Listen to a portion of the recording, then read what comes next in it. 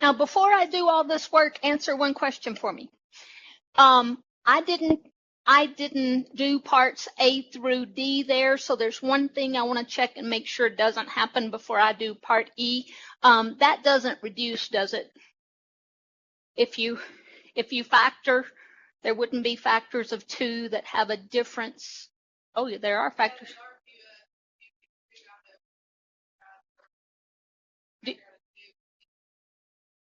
Do you have a common factor that will cancel on that one, or no? Okay, if there's no common factor that will cancel, I don't have to worry about what happened in parts A through D then. I'm going to clear out fractions. Yes, ma'am?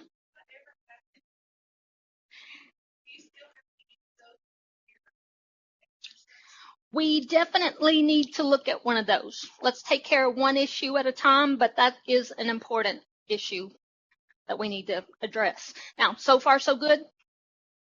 And then when you subtract 2x squared from both sides, you don't have a quadratic function anymore. You have a linear function. You can add 24 to both sides and add 2x to both sides. And you get x equals 5. And that's what you got?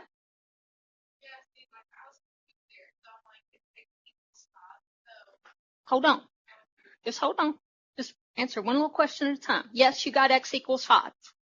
Okay, what that means is the graph crosses the horizontal asymptote when x equals 5, y equals 2. So that gives you an ordered pair, 5, 2. So whatever the rest of that graph looks like, and I don't know, but there is a horizontal asymptote at y equals 2. The point 5, 2 is where the graph crosses the horizontal asymptote. Now, it may be coming up from below and hit that and then come back down. I'm not sure exactly what else is going on, but the point 5, 2 is on that horizontal asymptote. Now what, Kayla?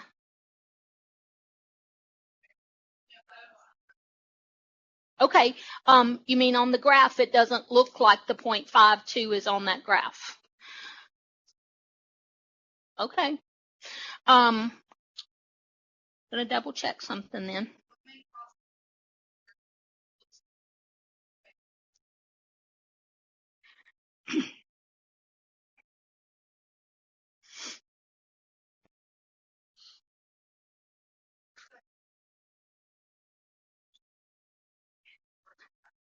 No matter how smart machines get, the people who use the machines have to be smarter. So this is part of you getting smarter than the machine. All right, nothing cancels. I have vertical asymptotes at -4 and 3. Tell me if y'all see me make some goofy mistake. Is that right so far? Vertical asymptotes at -4 and 3, which divides the graph into 3 sections. And I need to figure out what's going to the left or what's going on to the left and right of each vertical asymptote. Now I can also see that there are x-intercepts at 2 and at -1. And the y-intercept is 1/3. So far, so good? That pretty much tells me what has to be going on here. Nothing else can be going on if the graph has to hit these 3 points and approach those 2 asymptotes without crossing that horizontal asymptote. That's what has to be going on in the middle of the graph. So far, so good? All right. And then to the left of the leftmost asymptote, how do I know without another point that the graph can't be below the horizontal? But without having to use another point, I can tell that it can't be below. Anybody see why it can't be below?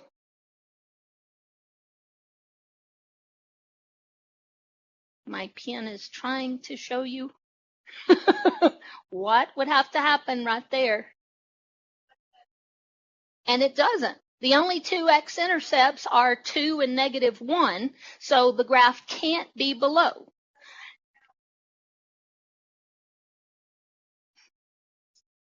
Now, it's okay if you use more test points than you actually have to.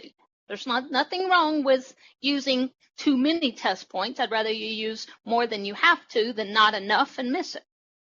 But we're going for how to not have to have a lot of test points. Now here, I also know that the graph can't be below the horizontal asymptote, or there'd be another x-intercept over here. So it has to be coming down from above, but based on the fact that I know it hits the 0.52, it's going to drop down below that horizontal asymptote and then continue to approach it from below. Now let's see how accurate that looks on the calculator. Oops.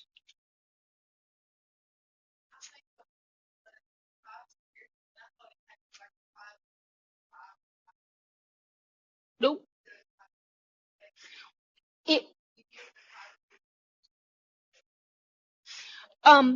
What that 5 means is when x equals 5, y equals 2, because you set the whole function equal to 2 in order to get that 5. And so that's the ordered pair 5, 2 that's sitting right on the horizontal asymptote. All right, and you're right, it may be hard to see on the graph. Let's see, 2x squared minus 2x minus 4.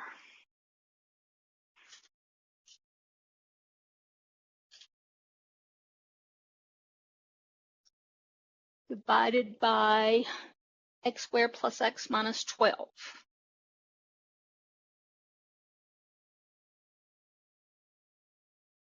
Squared plus x minus 12. Graph that. What did I do? Oh, I didn't put an open parenthesis right here.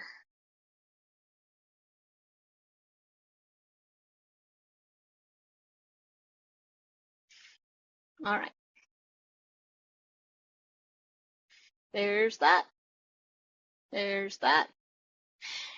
And you're right, it is hard to tell that the graph has the 0.52 on it. But remember, your calculator can graph a horizontal line. It just can't graph a vertical line. So if we make the second equation be what we think that horizontal asymptote is, y equals 2, let's see what the graph looks like then. And if we zoom in, I'm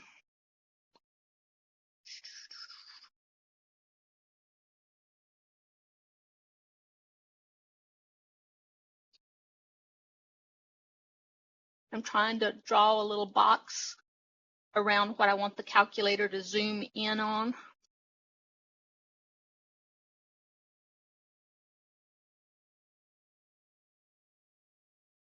Just zoom in what's on that in that box. There's the graph. Ha ha. How about that? Just one more illustration of why you have to be smarter than the calculator. Because the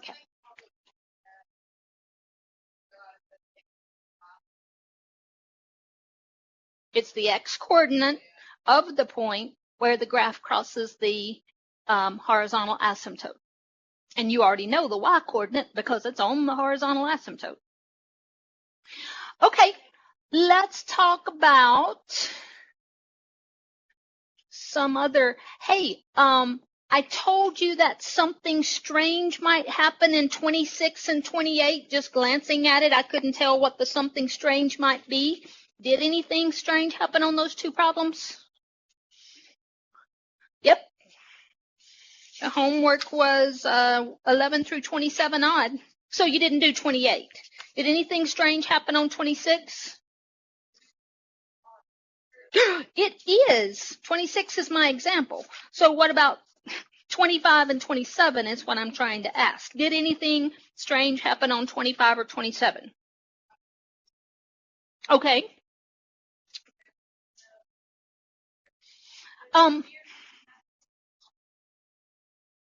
That's the one where, yes, let's talk about that real quickly. Sarah, that's the one you came and asked me about. Okay, that's the odd thing that I wanted to address.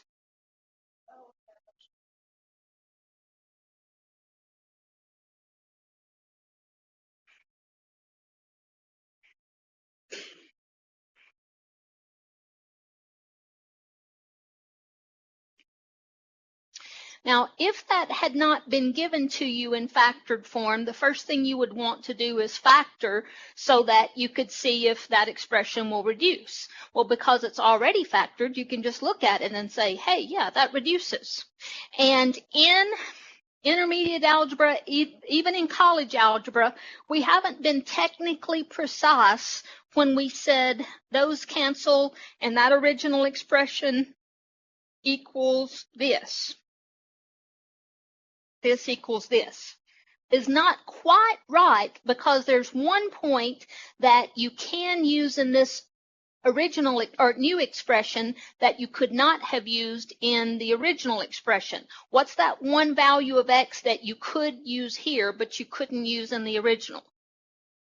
2. You canceled out the factor x minus 2, so you lost track of the fact that 2 wasn't in the domain of the original expression. Therefore, to be technically correct, when you say this function equals this function, you have to say at all but one point. And instead of having a vertical asymptote at 2, this function's just going to have a hole in the graph at 2. Everything else about the function is the same. You can look at it, you can see that the vertical asymptote is negative 1.5. The horizontal asymptote is 2. The x-intercept is positive 1/4. The y-intercept is negative 1/3. And if you let x be 2 in this reduced expression, if you let x be 2 in the original expression, you're going to get undefined. If you let x be 2 in this reduced expression, you're going to have 7 over 7 is 1. So there's a hole in the graph at the point 2, 1. And so right here, you need to make sure that you put a hole in that graph.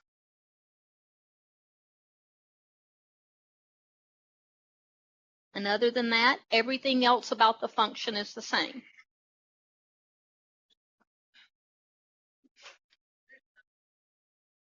Starts with a V.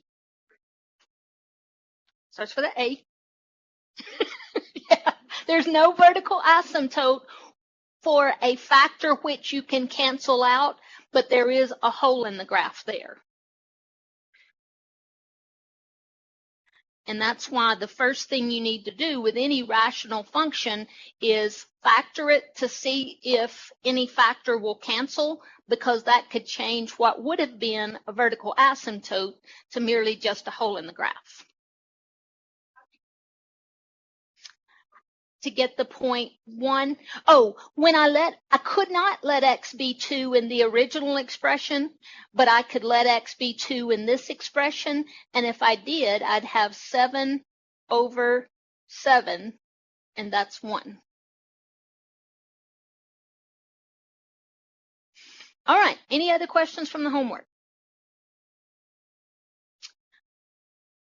All right, let us 1 through 20. I'm not going to do 26 and 28 since y'all did 25 and 27 and seem to be okay with them. We are ready to talk about oblique asymptotes. Some books call them slant asymptotes. We find our horizontal asymptotes using this theorem on horizontal asymptotes, which actually comes from calculus, but it makes sense if the degree of the numerator is lower than the degree of the denominator, then the whole thing's going to 0. And if the degree of the numerator is greater than the degree of the denominator, then there is no horizontal asymptote. But the fact that there is no horizontal asymptote opens one more possibility, and that's the possibility of a slant asymptote. This note tells you how you know your function is going to have a slant asymptote. If f of x is a rational function where the numerator is just 1 degree higher than the denominator, for example, maybe a x cubed something something something over an x squared something something something, you know, since the degree of the numerator is higher than the degree of the denominator, there's not going to be a horizontal asymptote. But this is saying because the degree of the numerator is only 1 more than the degree of the denominator, there's going to be an oblique or slant asymptote. To find that slant asymptote, you have to actually divide the numerator by the denominator. Now, if your numerator is 1 degree higher than your denominator, when you divide, what degree is your quotient going to be? Like if you have an x cubed over an x squared. It's going to be a first degree or a linear quotient. That linear quotient is actually the slant asymptote. If you divide and you come up with 2x plus 3 for the quotient, then y equals 2x plus 3. It's a line. It's a diagonal line. It's your slant asymptote. Now I have, I think 4 different cases of finding that slant asymptote. This is number 39 in your homework. And I'll just get it started for you, and you can do all the other parts of 39. Case 1 is when your denominator is a monomial and your numerator is more than a monomial. You can find that slant asymptote. You always find the slant asymptote by division, but sometimes you can divide by breaking the fraction into a sum or difference of terms. Just divide the denominator into each term. When you simplify that, this simplifies to -1/2 x, and this will give you your remainder because it still has an x squared in the denominator. That quotient is your oblique asymptote. This is just your remainder. The first degree part is your oblique asymptote. So I'm going to let you finish that one in your homework. Everything else about this problem is the same. You find the vertical asymptotes the same. You find the x-intercepts, y-intercepts the same. There is no horizontal asymptote, but there is an oblique asymptote, and it's y equals -1/2 x. Because this is a homework problem, I don't want to do any more work on this one, but on the next example, we'll actually work it all the way out to see how you graph an oblique asymptote.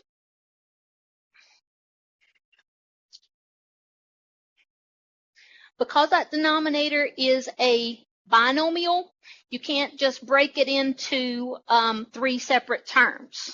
You could just break it into 3 separate terms, but they would all have an x minus 2 in the denominator. You actually have to divide x minus 2 into 2x squared minus x minus 3. And when you're dividing by plain old x plus or minus a constant, what's the easiest type of division to use? Synthetic, and that's why I use synthetic division with a positive 2 in the box, because you always take the opposite of that constant in the denominator, and the coefficients of the dividend, and then I brought that first coefficient straight down and started the process of 2 times 2 is 4, put that under the next coefficient and add. 2 times 3 is 6, put that under the next coefficient and add. Now, what is this last number? That's my remainder.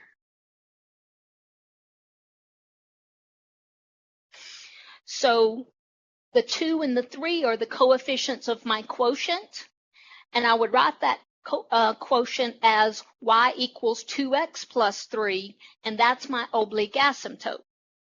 Everything else about this problem is going to be the same. Where does this rational expression have a vertical asymptote?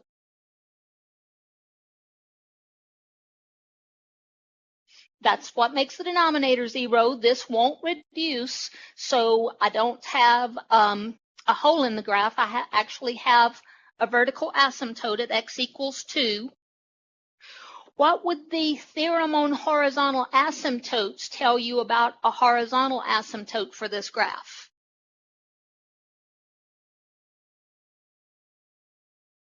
Well, if the degree of the numerator is higher than the degree of the denominator, what does that tell you about horizontal asymptotes?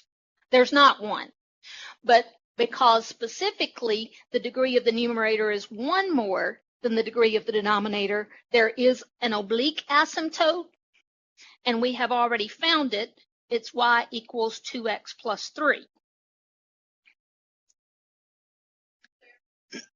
Nope. Because how could the, because if the degree of the numerator is greater than the degree of the denominator, which it has to be for oblique, that automatically rules out horizontal. Yes, ma'am. It has nothing to do with what the oblique asymptote is. All right, how do you find the y-intercept? And that's easiest to do before you factored it. If you let all the x's be 0, you just have -3 over -2 or positive 1.5. So the y-intercept, when you let x be 0, you get y is 1.5.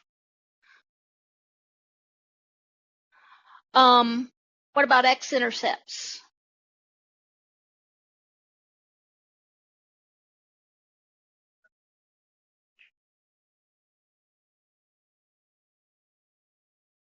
Three over 2 and -1, that's what makes the numerator 0. So 1.5, 0, and -1, 0 are the x-intercepts. The graph doesn't cross the horizontal asymptote because there is no horizontal asymptote.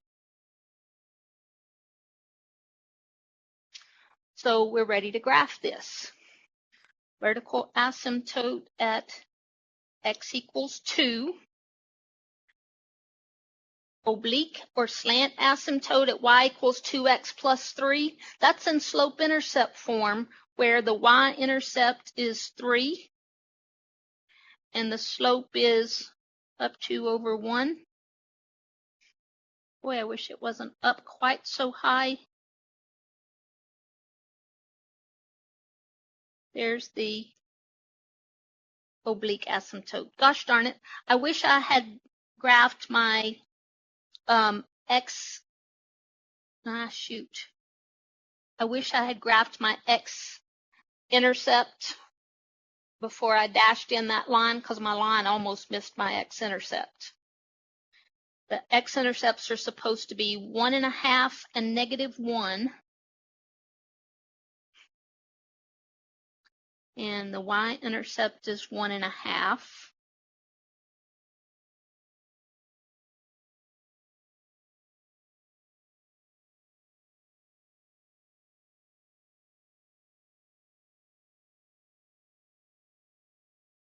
Now, regardless of the fact of that oblique asymptote, you still need to just figure out what's going on to the left of the vertical and what's going on to the right of the vertical. Can you tell what's going on to the left of the vertical?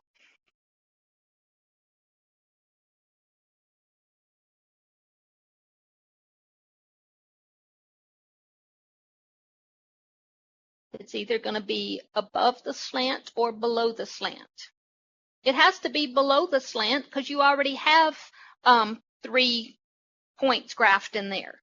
So make it go through -1,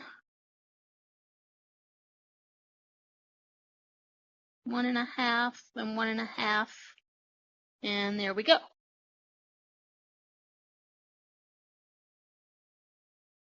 No, I just realized that I did say that, but that's not correct.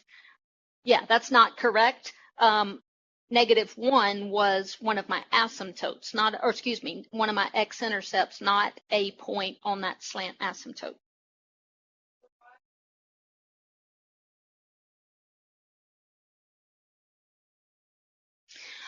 If you let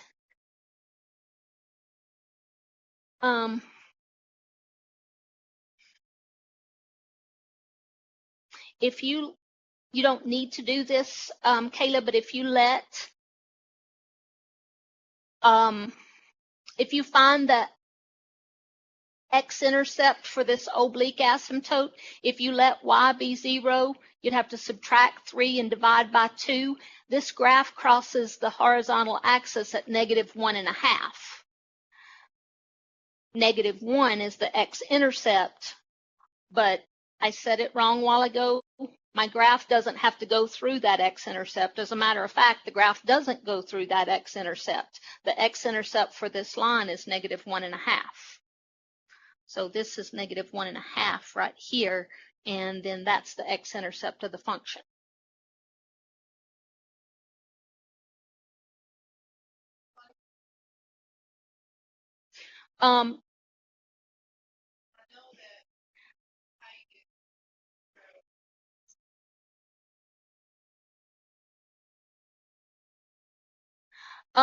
These are the x-intercepts. That's the x-intercepts of the graph of this function. What's confusing you is that I said something wrong a while ago.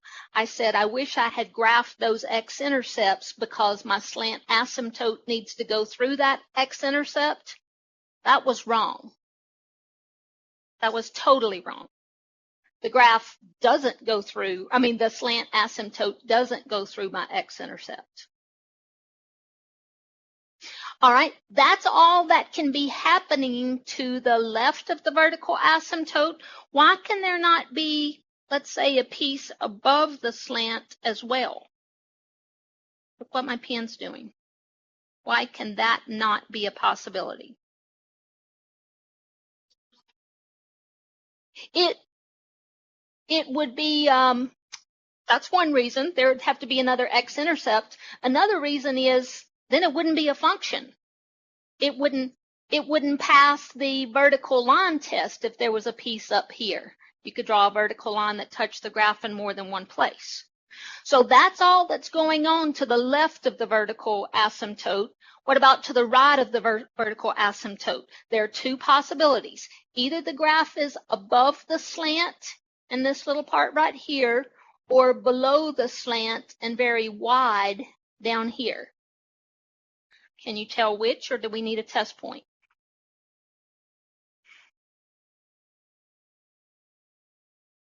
Nope, don't need one. You can use one if it makes you feel better, but why do you not need one? Why does it have to be up here?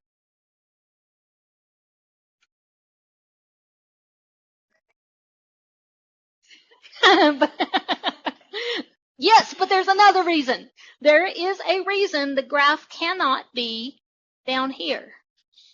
And my pen's doing its best to show you again. Because there would have to be an x-intercept down there, and there's not.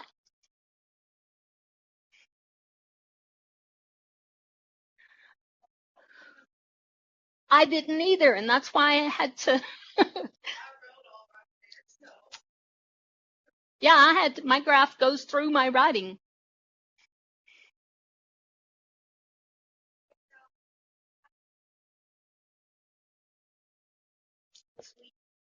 Or slant, so that's easier.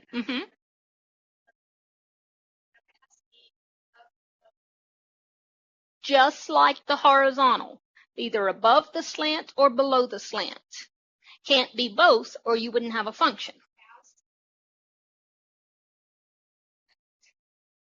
No. That would make the x-axis a horizontal asymptote, and it's not. All right, so number 39 that you have in your homework, you could find the oblique asymptote because the denominator was a monomial. Just divide that into separate fractions and find the quotient. And then 32, you could find the oblique asymptote by synthetic division. But in 33, if you're not dividing by plain old x plus or minus a constant, you can't use synthetic division. What are you going to have to use?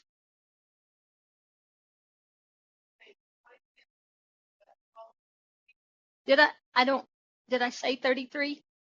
I don't know. I have no, if I said 33 while I'm pointing at a 40, I don't know. No, no. I can always think of an excuse. No, I don't know why I said 33, but, oh, probably because I was thinking case 3, maybe. If you're not dividing by plain old x plus or minus a constant, then you can't use synthetic division. What are you going to have to use? Long division. You remember? Long division is one of those things that you use so rarely that in graduate school I was embarrassed to death. I was in like advanced calculus 2, and I hadn't done long division of polynomials in about 3 years. I had to go to my graduate professor and ask him to show me long division again. I was embarrassed, but heck, it's one of those things you don't use. So I factored the numerator and denominator. Tell me the vertical asymptotes, and then we'll talk about the horizontal or oblique asymptote. Positive 3 and negative 3, because that expression won't reduce, so the zeros of the denominator are the vertical asymptotes. Correct. X squared minus x plus 1, there are no factors of 1 that have a sum of 1, so it won't factor any further.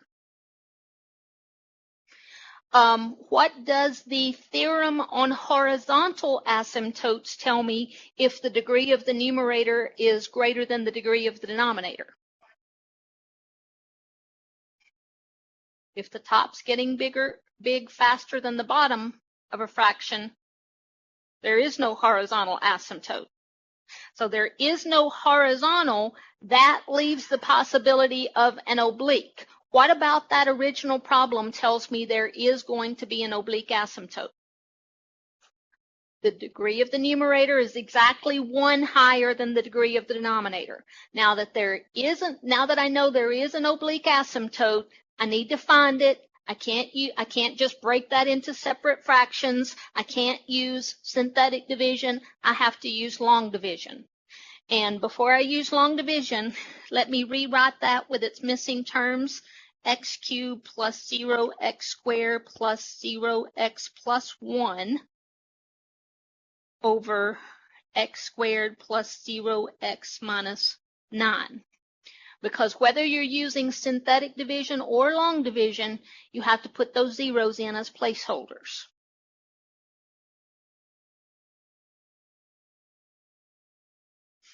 I'm dividing x squared plus 0x minus 9 into x cubed plus 0x squared plus 0x plus 1.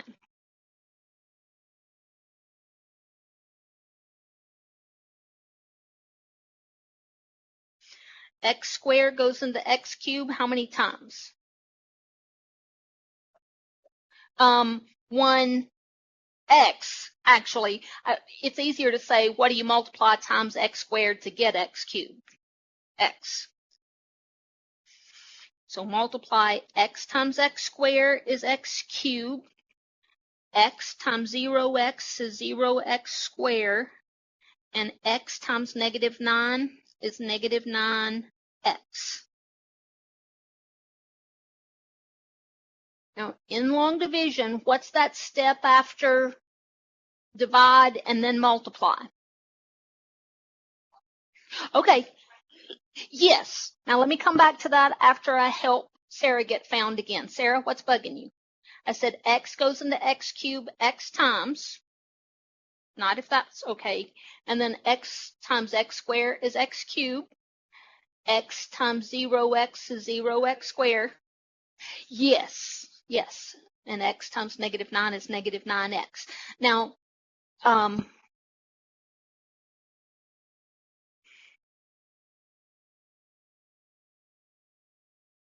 Ah, I've said your name 10 times already this morning, and now I don't know it. I know it starts with K. I'm going Karis, Caitlin, Katie. You, Kayla. You said subtract. When you subtract, you have to subtract every term. And so right here, most folks just say, and then you change all the signs. But it's not really, and then you change all the signs. It's like you have that in parentheses with a negative out front, and a negative out front has the effect of changing all the signs.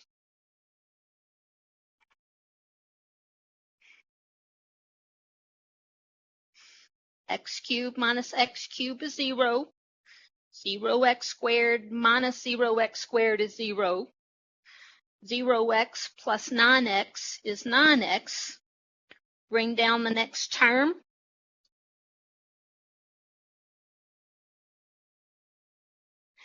And since x won't go into 9x, you're through dividing. That 9x plus 1 is your remainder. The whole 9x plus 1 is the remainder because x squared won't go into 9x. And so what is your oblique asymptote? What's your quotient?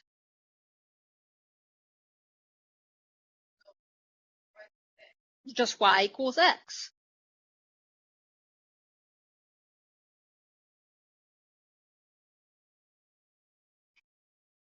So why I wrote y equals 3?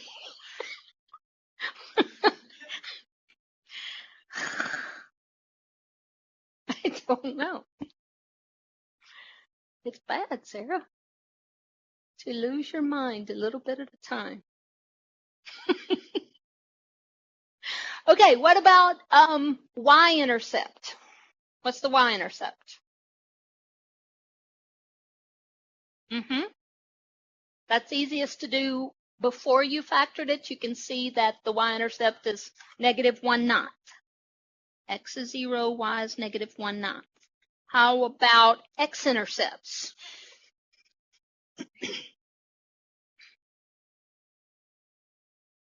If you set this other factor equal to 0 and it won't factor any further, so you'd have to use the quadratic formula, you very quickly find out that this other factor would give you an imaginary 0, and imaginary zeros can't be x-intercepts.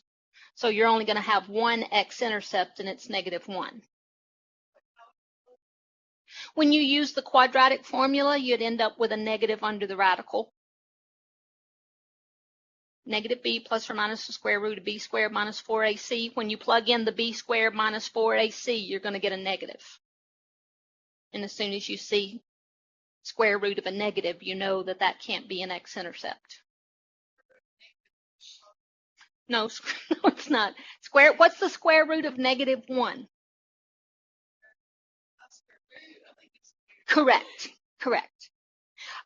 E doesn't apply because there is no horizontal asymptote. So let's graph this function. Vertical asymptotes at negative 3 and positive 3.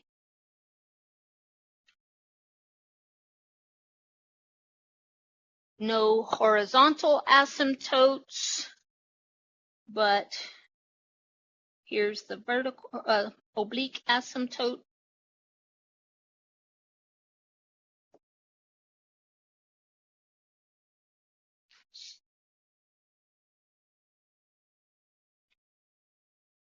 The x-intercept is negative 1. The y-intercept is negative 1/9. And something's bugging me. I'll figure out what in just a minute. Ooh, something's bugging me bad.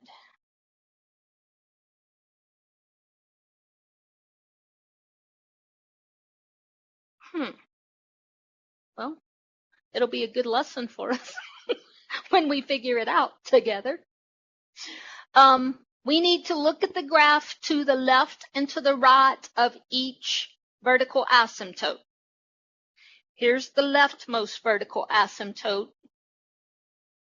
would the graph have to be above the slant or below the slant to the left of my ink pen?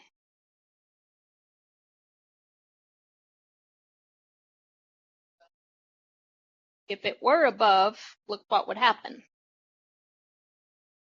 There'd be an x-intercept, so it can't be above. It has to be below.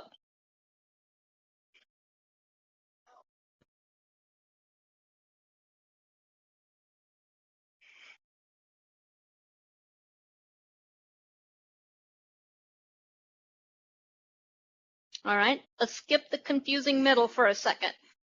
What about to the right of the rightmost asymptote? It has to be above because below would give you another x-intercept.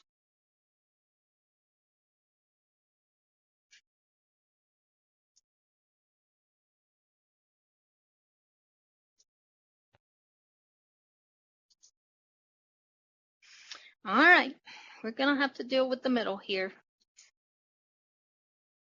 The y-intercept is negative, and the x-intercept is negative as well.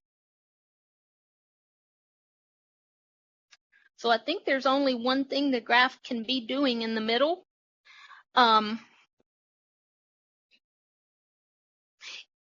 It's going to have to. Kind of like negative x cubed. Yeah, it's going to have to be approaching the vertical asymptote that way. And it's going to have to be approaching the vertical asymptote this way.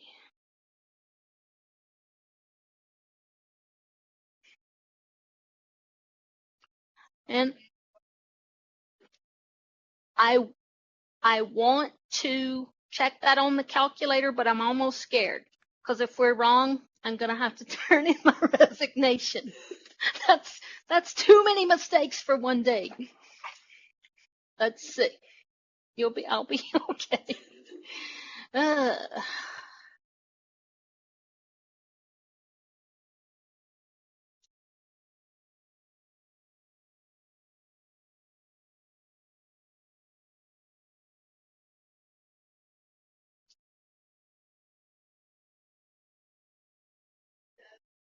Yay! X cubed plus 1.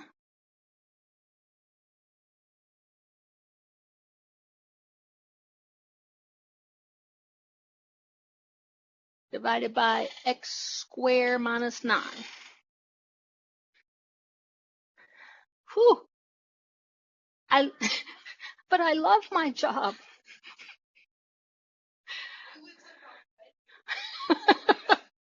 I love. Ta-da! Yes. Whew. All right. Well, but our definition of asymptote did not preclude the graph crossing the asymptote. The graph can't cross the vertical asymptote because that makes the denominator 0.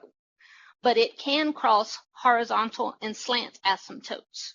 It just has to be approaching the definition of, let me get my calculator to graph that slant asymptote, and then I can finish that sentence better.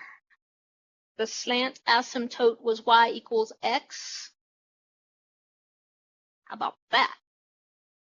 I can't get it to draw the vertical asymptotes, but the definition of asymptote, either horizontal or oblique, is the graph has to approach that asymptote as x gets infinitely small, which it does, or infinitely big, which it does.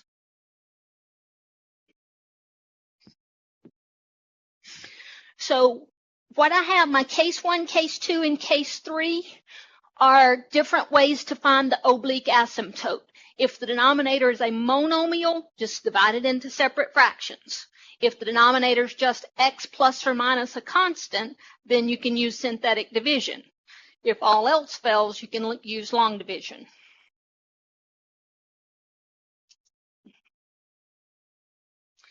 Now, only one more example, one more thing I want to show you. Because I forgot that really this happens on number 17. I forgot that it was going to happen on number 17. This function will factor in such a way that you have a pair of x minus 3's that cancel, but to say that this original function simply equals x plus 2 over x plus 1 would not be perfectly correct.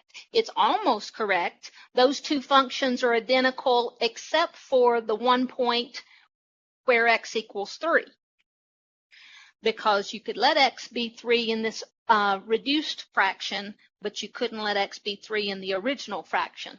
So when you cancel a common factor, make sure you make that note. That's where the hole in the graph is going to be.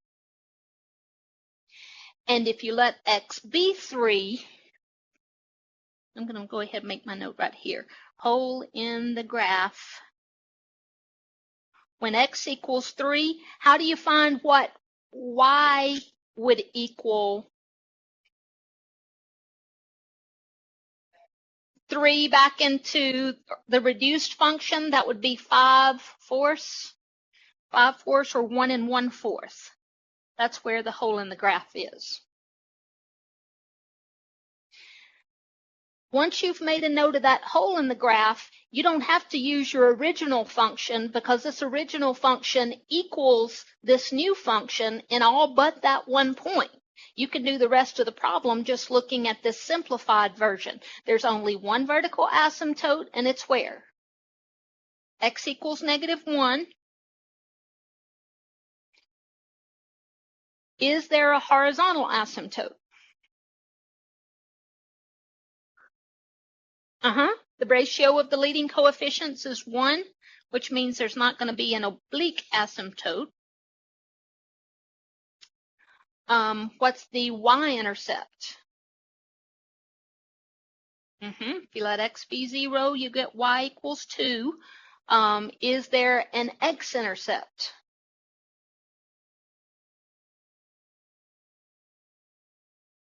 -2, and y is 0.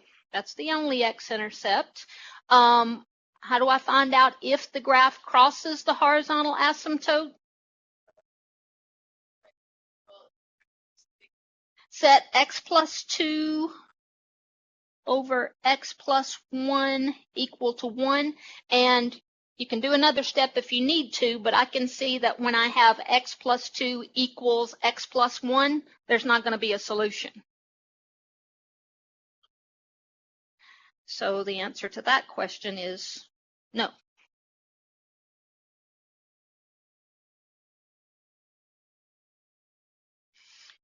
All right, let's graph it. There's a hole in the graph at 3 and just a tiny bit over 1. There's a vertical asymptote at -1. There's a horizontal asymptote at +1. There's a y-intercept of +2 and an x-intercept of -2. Do I need any test points? To the left of the vertical asymptote, does the graph have to be above or below the horizontal? Below to hit that x-intercept,